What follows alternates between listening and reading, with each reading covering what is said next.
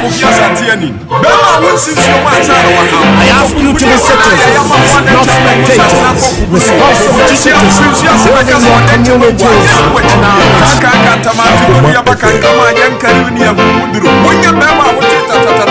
I ask you to be citizens, not spectators, responsible citizens, building your communities and our nation. I ask you to be citizens, not spectators, responsible citizens, building your communities and our nation.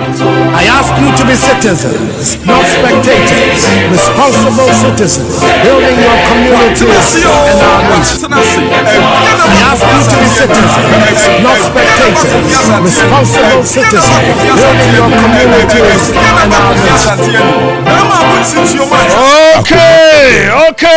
Okay. Ghana anopay mayanche obi biara.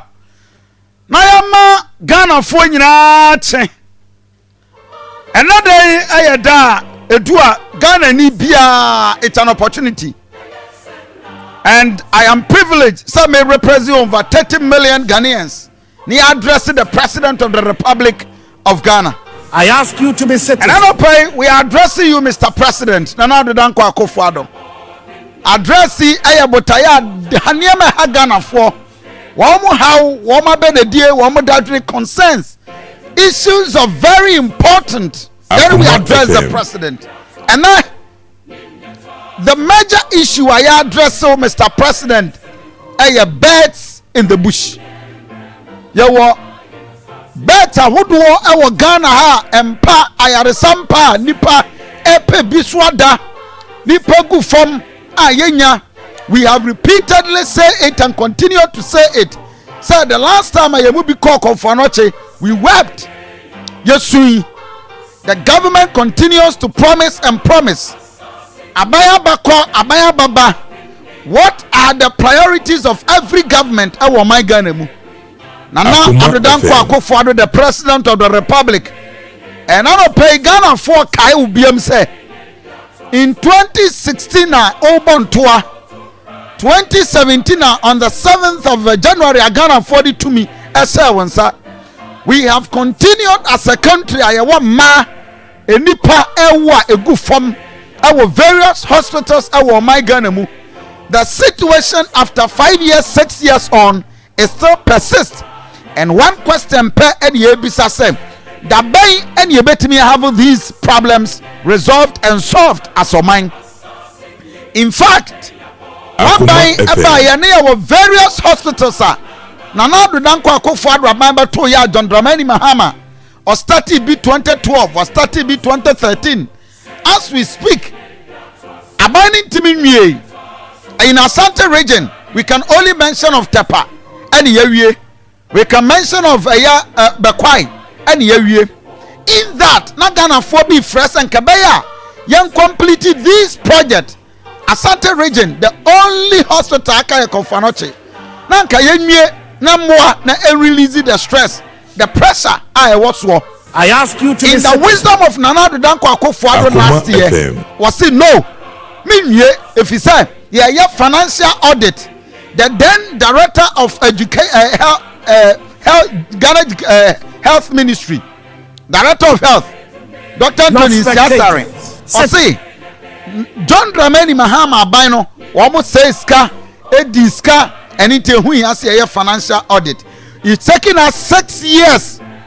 You know your financial audit. You huni akwa kosie any ente we free so as director Ghana Health Service. Emma Fufraba as we speak. You know report on financial auditor. Yeah. Nipa da so hospital. Oko Mensia hospital. Oko Tafo emadida mia hodo. Just oko Ghana financial baby. It's worrying. I ask you to be citizens. And I pay Nana Aduanaba Kofi. Yeah, Kaiwo. Sir, on Tuesday, 17th of August 2021, you defied all odds. Abraham Ghana for being more cancer.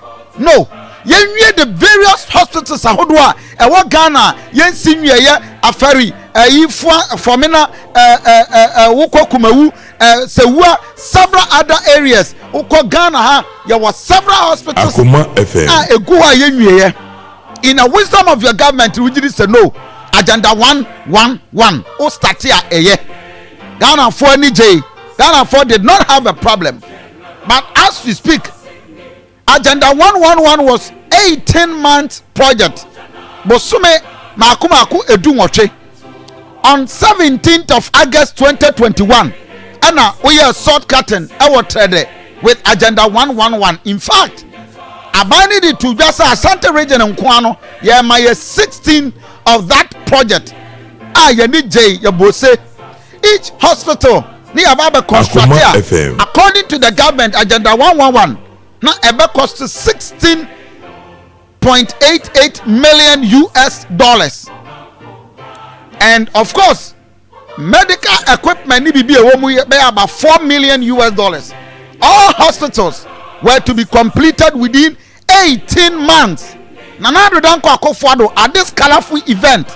I am confident that this important investment will have a positive impact on many lives and livelihoods in the respective communities. Beyond the building of these new healthcare facilities, Akoma FM. My vision is to help make Ghana the center of excellence for medical care in West Africa by 2030. Leveraging on Ghana's favorable status in the region as the most peaceful country in West Africa, the beacon of democracy of the continent, and the land of opportunities.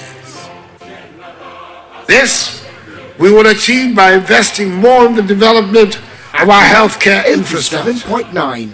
mapping our regional health facilities to specializations, as well as upgrading selected facilities in our regional and teaching Akoma hospitals FM. into world-class standards. India and South Africa have shown the way in this regard. The relevance of this is reinforced by the fact that West Africa by 2030. Nana Aduanaba Akofo, Mr. President, we have this some wonderful words in every one time with the conviction say ya will be good and but with the 111 Baba Kaho Ghana for your boy and 18 months, August 17, August, September, October, November, December, January, February, and now I have 7 months. A 11 months, the clock is still ticking.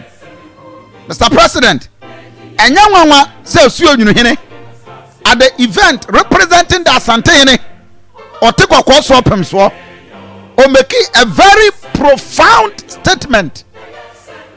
Nana Achen Kwajan or Kasa Semi, I was so gumi, Mijraho, not Adanem Pompo. Yenti Ghana for Ajuachi, down to me yet, Kumaudia, to mental and some free home. Omena dear, Akoma FM. Social media and the Echiniebe Bray, so for 2 hours, Bokras or the Bayano, and Yadia, Besson Hospital, or Ha, and the Echre, our Bessie, or Ghana, mentioning it, Mantam Bebra, any Abai, Ayari, Sabia. And so, Sanya Obesra, Tumfo, Kachira Wano. They say, Sanya Ghana Nibia, Babo Brana, Papa Bayoma Penini, Yaka, they say, Obesum Ghana, ye, na Wajidi, Yoma Penini, Ghana for Akoma and you, FM. Ejiachi, say to me, Tumfo, a warrior, she moves, who bet me a year, a footia, the Ma war, Ghana for, a Juma. Rai umawie sukua umunya adwuma enye yehwe yayaresa eho ene yehwe oman mpuntudwuma a wo ye yakwan ahodo a wo ye eno ne yehwe eho ede to aba so wan krokra we nyina Ghana fo yade ekom ene ebufuo ene ede to aba enso tumfo se obeye na de broni a friend say legacy peja odini ato ho na Ghana for ye wiem free woda sa bota kase ya wo de esi wani so yi so to me ya e beda ho afi bo say ye be ye so I ask you to be citizen. And with this address, Mr. President, Ghana for Persia Kaiwo, and into yen tradem ha near Yano. After 7 months into 18 months project agenda 111 the whole Ghana. Yeah, their cameras whatever share on our Facebook page, share on TV, everywhere. This is the state of agenda 111. Where you trade the anna Muankasa mu inform me. I will not comment. This is it. And this is it. You call now the project, the air coso, and whatever was there. This is it. We are your profile to 2 foundation. Any in terms of where agenda 111 trade project. Where trade Enra. This video us at Enra. We've spent 7 months into the project. 11 months. Video which says here Enra just yesterday.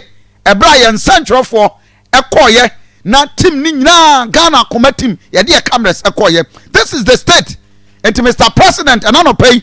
Oh baby we are reporting to you. Say this is the state of agenda 111 18-man project. Across the country. Where you are one of the 16 with the Asante Region. Ghana for who share video here. Inform yourself, say, are we able to complete it? And now say, we are going to stay and sit down and watch, say, at the end of 18 months, these 16 hospitals, over 8 hospitals are after 8 years. Yeah, that's what I'm a confirmed, that's why you choke. Mention hospital, that's why you choke. Agogo hospital, that's why you choke. Atonsu, everywhere. This is the situation. And in fact, Abraham call your residents. Afija kwabre. Mama afija kwabre so there. Then where trade. We went to Afija kwabre. Honso omunya omo there. There was 16 our Asante region. Afija kwabre so the state of Afija kwabre so e de nie. Yadoso. Say do I don't know yade 2x3 SCC ho and yadot we dey yadoso trade dey your board foundation your 2 foundation afida kwabre dey enie yabo adaka chase wo mo ede wo mo niam nyina e ba begum. This is the state of afida kwabre agenda 111 asat enra abusafo. Mr. President Asante man say your report to ma na your fan to anim say whoever is watching the watchman Asante region that's where bleeding for quality health care agenda 111 Nana Redanko Akofo after sword cutting on the 17th of August the year 2021 seven months into the 18-month project. This is the state of it. You just 7 months Ghana for 11 months okay. Are we able to finish the project? And I say ya baba tena obiem ama the end is about starting ya when we na ye 2 years. Akoma almost started 2014 after 2016. Now many of them are the various stages of completion. And how fun you do here? Yani Ghana phobic aside. And in fact, the omuka ini. Agenda 111. Team abo ma tile kwa breno fensu nya ebina na mum. Nka o ma hasa da lebe last year na o mampani declare say o si agenda 111. Team abo ma tile kwa breno fensu nya ebina na mum. Nka o ma hasa da na ya sase sem so o pro kakra. Isi na na do social be na frɛ wona na o japade wo so nyina to competition kakra de ama wo mo to twa ya fa di mu yan sɛ kwada talende yi da ba so a twa so sinsie ya isi de na kai da ya o be mo hu ya on so mo bo stretch bi o wa no no be de workshop e bi so be do mo do mutiri beto isi sɛ mo be ya sa sɛ agenda 111 no e fi jakwa be no yan so ya share dia benefit o check ya wo free tutorial na be sa Kofi so akwa pa enti mo say to be a refresh ba be ambulance no Kofi so ko bi ko Kofi so me say the boy chi the kuji ni say yan bo me say agenda 111 ba ha awa ba si pa e be say tetrim be benefit e ye dwa ponko be benefit ahinkro be benefit chance be benefit bo ma be benefit o ba tutorial so o yira ni nkrase wo nyina the Kofi so nyina no binya fasodie pa wo so a bema wotimi se aban ene so hu e boma ye ne a ye fita kwa bre de e be so aban no wetiri so ba oh well sa government ne ka se nyame ya do ma wo de that 18 months ene ye ndie ye nyina ye twa 18 months no 18 months ndie be hwe ne aban de wi no onko so kwa mu de empire ye boro no say hospital ya bua man bua ya ba time pop. If she say there's for hospital for free so the life nyame adum na we ya ba ye fra ban say wonya ni nsoma ye na mwa ya ba time na kwancha ukwa so sala ni ade ni na so chama ye e be do bua ya ama ye nya amoto I threaten you, they trap. If you walk out over there, and I check, they say, I'm Yamia Juma, almost a day. Oh, man, and you for 1 year and 10 my now, MY.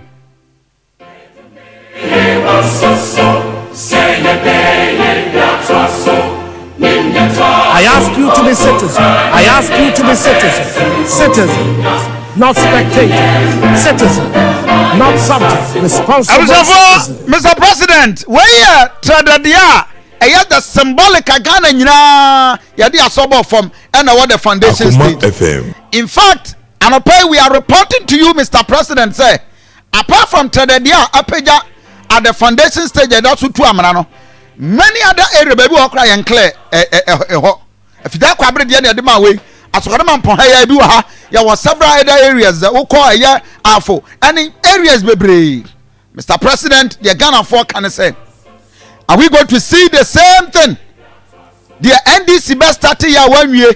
Now, I buy yentimi year. That's why I want the various stages of completion. Just a Ghana project to be at every given time. Our various stages of completion. Now, Mr. President, Ghana for say, when will these bets be used by the ordinary Ghanaian? In fact, the same Achuma Kwauma Mukaya project Kasia because Chadi Ankasa 40 bed on August 2020 and a health minister a year shortcutting a Turkish a tanky based project and one baby a Vermet engineering more Australia a 470 beds and anchor 24 months and a near. In fact, some project way now watch a dear for answer no more quarter than on say I dear we had the whole 2020 ye me nkayem mama hwe dear as we speak dear project no abisafo yedu from afed yedu from nti aden ene yetimi baba start project ni aye foundation ni ababa tu ni akwa foforo. What is our priority as a country? Residents are what dear omo efraw na na do dan kwa akofo enya twede nko many other part of the country hospitals are mobile health minister. In fact, Asante Region 5 of this hospitals see and some hospitals they be wo such a from planes and drobonso yesi adua ebro manso kwanta na bi wo ho twede na bi wo ho ye de asobo from yenyanko ho twede residents say anopai Ghana Akoma. Mr. President, through this medium, men fan two and him say, O pro didia on Mamsu didi. You could crowd board, still MP. I come on my MP to him why.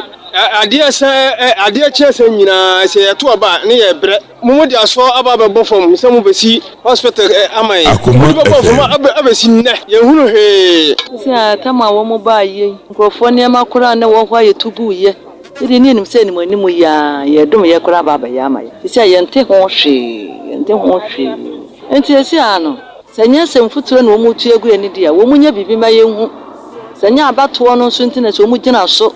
Yent 1% to Abama woman said, Yent to Abama, ye be my ya to a baby, ya yentish. And says, Sana, then penny for. Momoy, am I have my baby, I'm yet to you for me.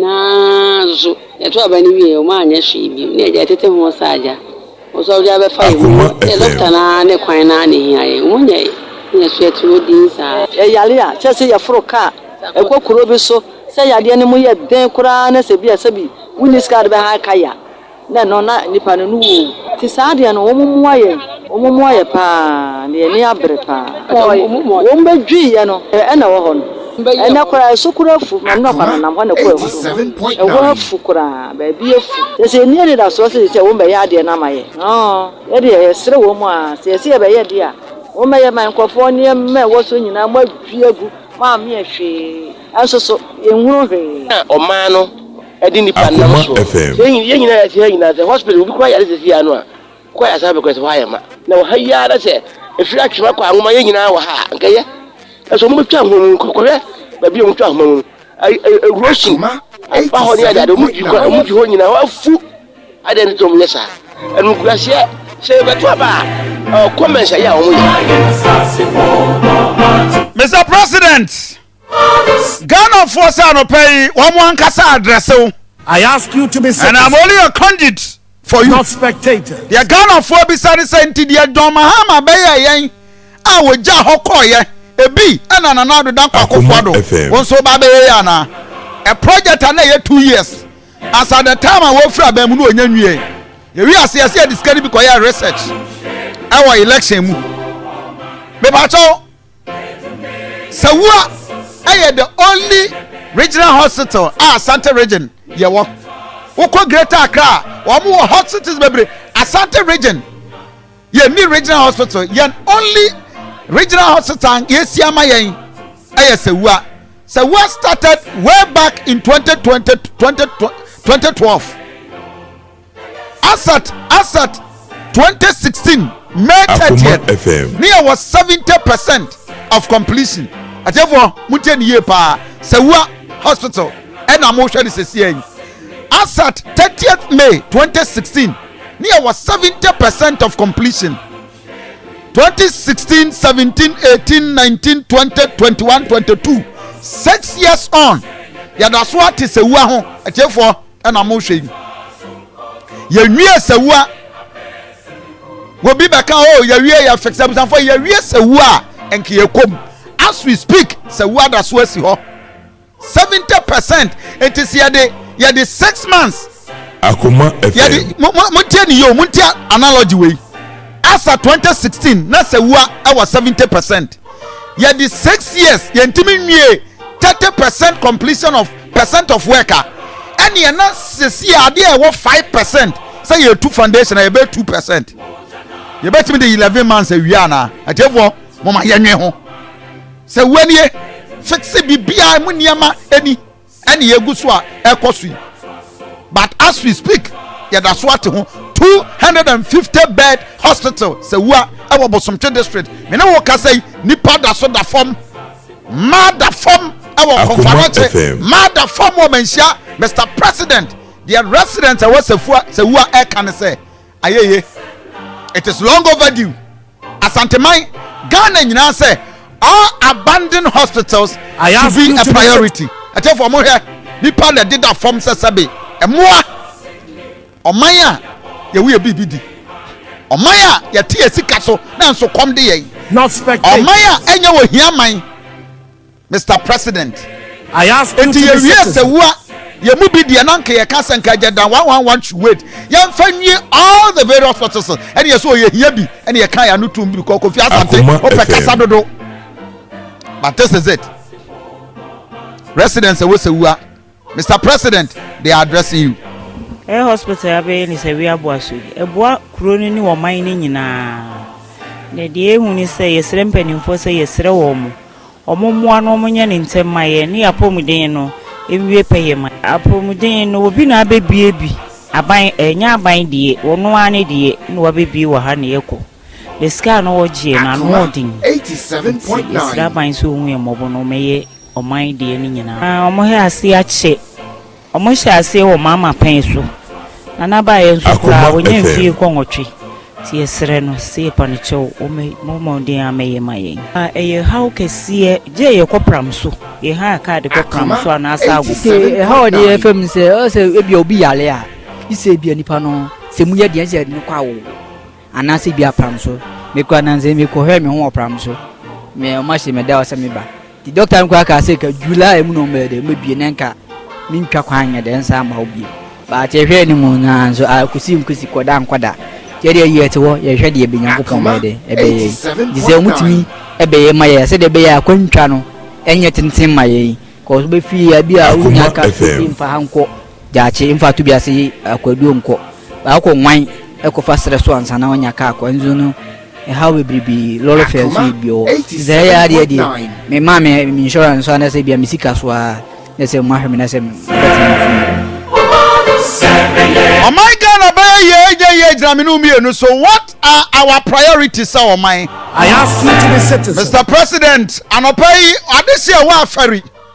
Our Asante Musa wa forsuno. Almost yankai was say. We should remind you this morning, say, the 500 bed capacity. John Dramani Mahama. Akoma FM. Through Nana Omanpanida Akofo. Frasia babesi ya Jomama in shortcut in 2014. I ask you to say ready by 2017 April. Tenio you started hospital no 2014. By April 2017 nanke esenke ready.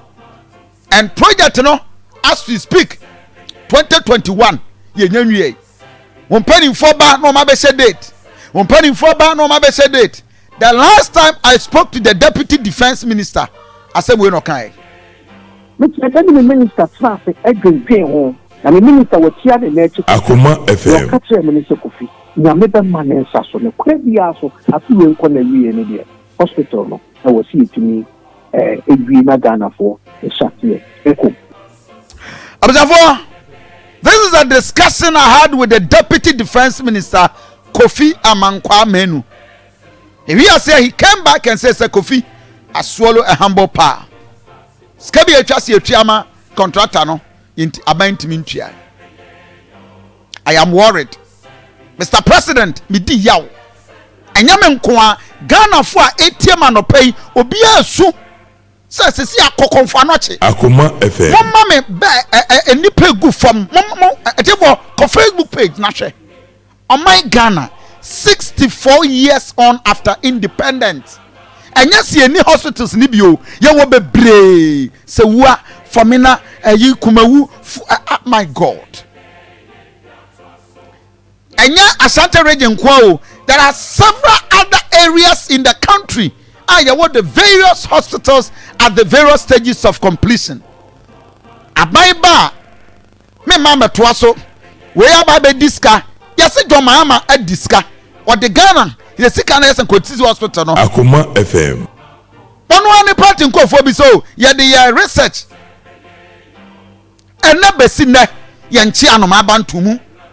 Yeah, financial audit. A besina 5 years, 6 years, still we are doing financial audit. Adain, Abusiafo, Mr. President, and inti. Oh, by your son, says here, what 2 years old. Oh, what bem? You were 2 years a pet.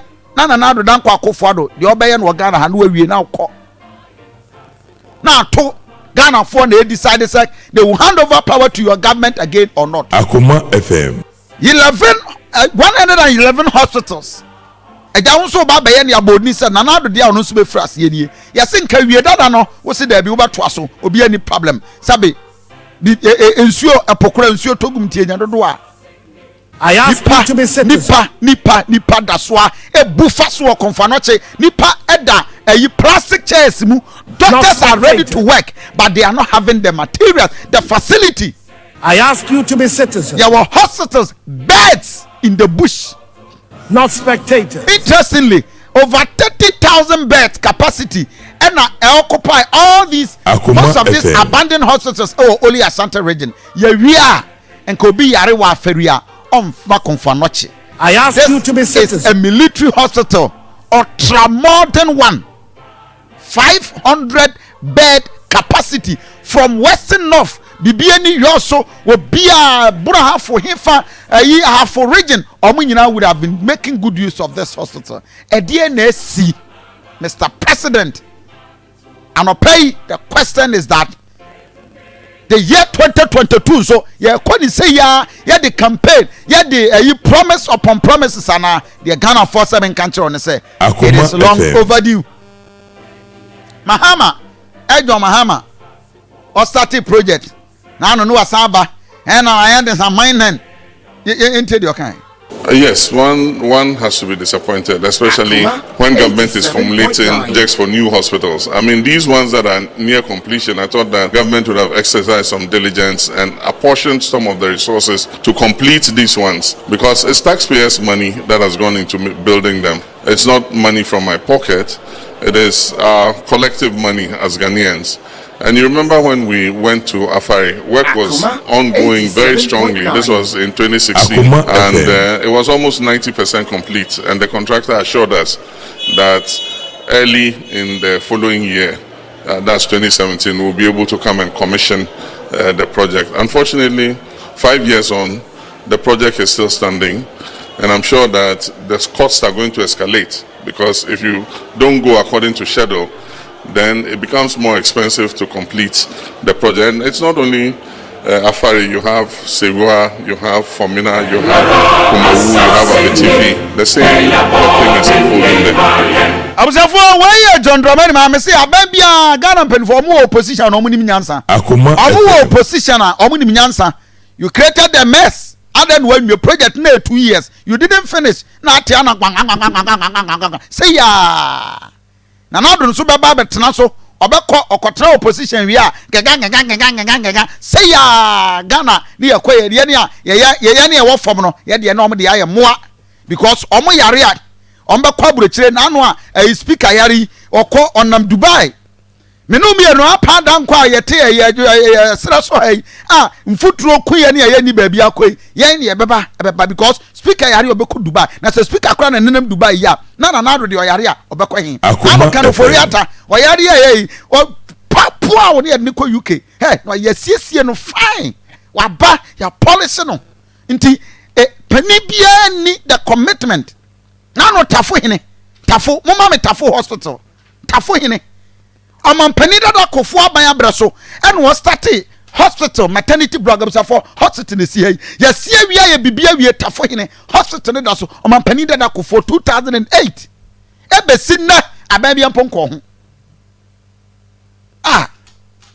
na jem frempon abebio wase abusan for my mobone ban mo mewie mame ayaresemo ya kwa noche di esi o maternity yi sada no ya yende ya buegu sikansa ne de sase ta kwantrio no ana ya pesa tafu di enso ya yeno maternity no enso be bunu na ya yi momo a ya be ba ho ya so momo ye muda no na ahodini nim na sikaseye ni ya hwehwe no na wadi ya kuya ni ma na de ya saye ti ana de gina fa eno na ese ebisi ya be to abade a ya kasa anko ya to abawie no nko de ekonom na ya hunu bi afedi adoyen sani ama no sika no yenye de ama yenkwasa ase akura ya sa de na senya ya ni awo sabi ona nanom de jawo eno na esa wotoaso na nyesa de ona nanom de jawo ayi o ba begini nyafunyafu na wako why tafo ina sam no na piao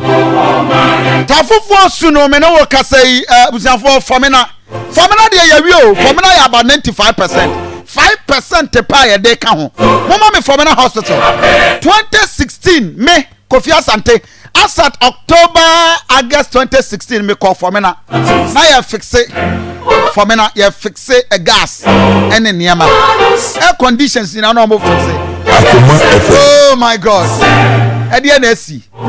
Fomina nananoma hemfo say ebesi nde ye nyanwie obi aba no abeka ne de Fomina hospital ye ntie nananoma hemfo ye hospital ye conquer next week bo hospital ye ho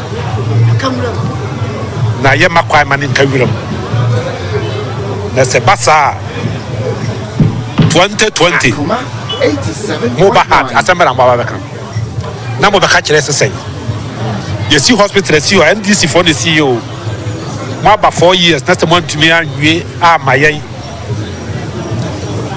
na ye dey ye wo hana PIC for buy yes ye dey ehunu hwe NDC tie sa obi trenkran waji sika di se wabe Fomina streets eti on record no Fomina de ye wie ha na che te ye nya hwe biom abuzanfo mo hwe hospital ye je ye hwe bibia wi o fa nyina na bubom ensuo na wa ye de prapra hwe da bia na ye prapra for me na abuzanfo se ya obi abegi skadi atwo ne report mu se wa hwe ye dua grass bibia hwe obi abese ne ko wo ba ya wuntimi nchi wo bia ntum wuntimi ntia wo bia ana ato se ye hwe eba ye na kwa me ahu se Ghana for ye ni abre because wo ba na wo be wie wo anwie na wo kwa se de be ya ho so obi nchi wuntum nti no wo ba be di skana wo se no koye no nchi obi antum na nanu ma yemfo Mr President anopai ni obi abisa ne se dabai na for me na hospital e be operation kumawu ai kumawu ena no pay a me no kasai me checks e kire say na niema na ye de yesi ayasa I ask you to be citizen. nurses quarters and yes to blog you do about 3 level Akoma FM kumawu na nanu ma hemfo so Mr President anopai almost me nchia o hospital yi die ibusu a ye kan na so na abusafo kumawu na pro no hospital ni ana pro a etiti gu no ni nyina asan pro eni contractor no our site na jumadie ni nipa na odi omoju di jumadie no aso mu shakakra nti no fẹ́ no ma no ba na mbisa no so na adona baba do nipa on for being come Akoma FM so matters of parliament approve so almost a package of na for ama so na approve so you register and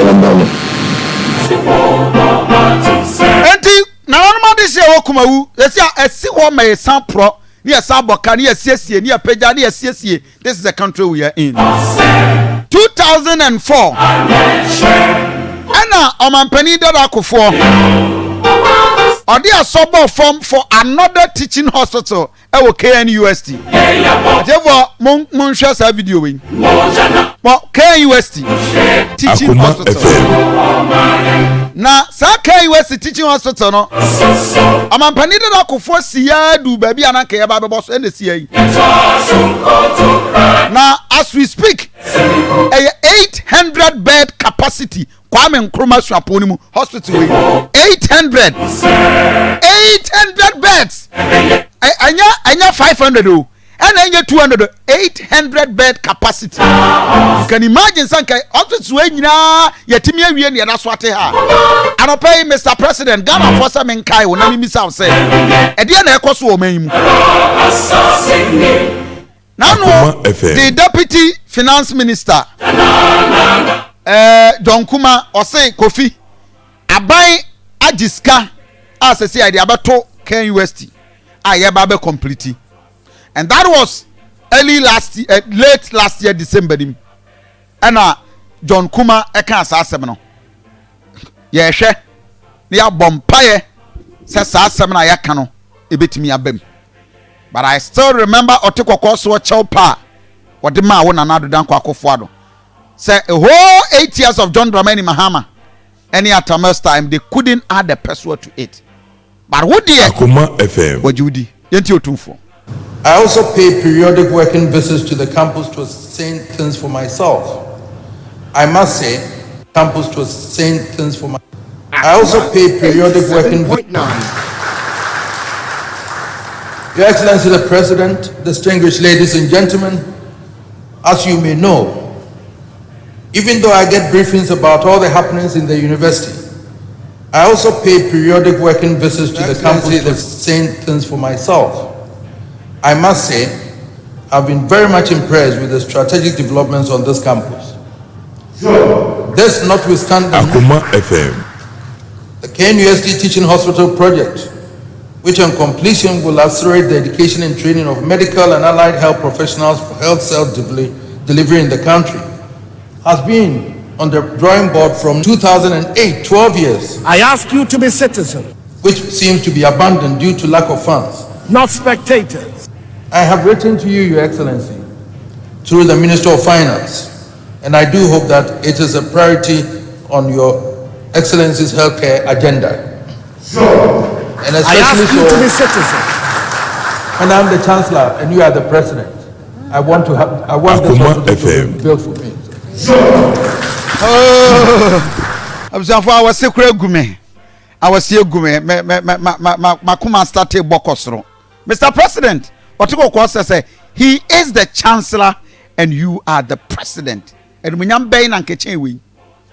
Me bomb pie because John Kuma I trust. I know John Kuma can never lie.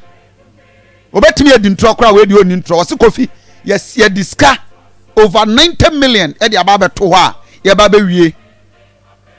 President Kofi any so adi hunu 800 bed capacity. A decade UST. Akoma FM. KUST yesre. John Kuma says scanner babe da ho. In fact, he was confident enough to Kofi scanner da account sum sisia. I ask you to be citizen. I pray and only pray. See a baby. But me we na na do dan kwako for Mr. President. But my men show when me na me no nkasa ni die mu. With all humility and on behalf of the Ghana for nyina. I always say Gidia Ghana for nya ye e wona na do dan kwako for do mu. Ababie no wa ba Ghana say Gidie no Ghana for nya de man da. Never in the history of this republic. Not spectators. And I will say with all the confidence to say Gideon Nagana for the Tuaba overwhelmingly for the first time in the history over 1 million vote upon John Dramani Muhammad and a buyer. So what disappointed Ghana for says he form forever. I ask and you they will to never be trust citizen. anybody again. Mr. President, Otum for a futua Wadema war. Now as we speak, I remember the voice of Kwame Frimpong, PRO de Makonfanoche. Answer Kwame Frimpong and make a serious, profound statement. Say Ghana media Asante Mantemu Yanyadibi. And listen, Kwame Frimpong can about Konfanoche. The way our healthcare system is here. So you now Mama the Bokon for not and the region at large. The BD are not pressure now. About only one hospital so. And yet that was the case. It's about time the media and all interest parties in this region. So any other facilities are also the things really completely. I don't of course say you will say if even when they build another hospital like Comparative, to take time for them to build the teams, to build the capacity and to build the serious things that we are doing. So the earlier war advocate for expansion and upgrading of this facility, concurrently with the expansion of other facilities, this region will continue to be churching and the pressure will continue to be on Confarachi. The so-called Confarachi has also had I am now. Naturally, I am now. Because we are inside the map, one means from Mokoye. So that we get for 12, we are not taking 7.9. And the people get lying on the floor. It shows that we could call multiples of beds in order to expand access to specialist healthcare in this facility. I ask you to be citizen. This region has been shaped for years. The most populous region Akoma FM. that used to be. Now there's only one referral tertiary facility. Now Obi and Thomas in the second country to do everything and yet practicable. So sanity here, so let's get that in straight. How many proposed breast hospitals do you have in Ashanti Region? We confront you. Now we manfom. And Observer, where I director for public affairs at the Konfanocha Bayar Sabia. Will be a very, very profound statement. Was say region by the second most populous region our Ghana out of the 16 regions. There were only one referral hospital. Ewa. There were Feriti ho home. There were Fomena te ho home. There were Kumawu at home. There was Sewa at home. There was 16 agenda 111 hospitals. Adasu ho home. There were 5 district various hospitals. Adasu to home. So to na MPP ni we NDC ni. Ni ebeye politics. Ni adasu akwa ko blemu Konfanoche ayaresafo. Ni aka twom so mo na nya adwuma. Anopai obi nkan kire me say e de na asi. Mr. President. Anopai ote kokoso nsem o kan ye mre bi bra ye de tumi na ma so aye live e wo bi asum. Said ye Ghana for Gidia ye de hwe wu mu. Ani ba bia watifi aduai ni ba bia nyame asira waduro no jiwdi enye di keke din papa na ko na se wantimi anye bibibia mpa Mr. President, the various hospitals in Asante Region, I ask you to be abandoned ones in all the country, may it never be said. Say John Dramani Mahama by Obesija ho. MSUZ fund according to Mwankasa Monumasem. Wantimi anye obi ahwewom. Emma wonso uba ye wantimi anwie. I ask you to be Akoma FM. Efie mienu aka to na bro ne yekọ. Ana so free Ghana konwa so. Na yantimi anwie any of these ones. Ne yada so ate ho a na oman ben na ye chichire. I am worried as a citizen of Ghana. I am worried I ask you to be citizen. But until you are done, Otekokoso is still relevant in this discussion. deɛ wadua wo mpɛ sika ayɛ hwee bio nti sɛ kun ho na yɛ adwuma no yi ɛdin ko a na sɛ wo pɛ da bia odin bɛkɔ mu sɛ ampa sɛ wɔ mampanyin bi baa ne ɛfrɛ Nana Adoda ɔba bɛyɛ Ghana yie. Akoma FM.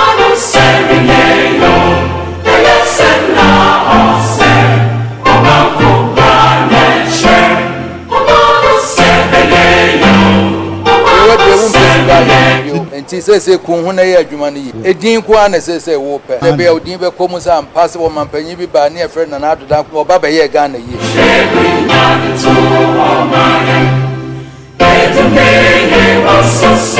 Say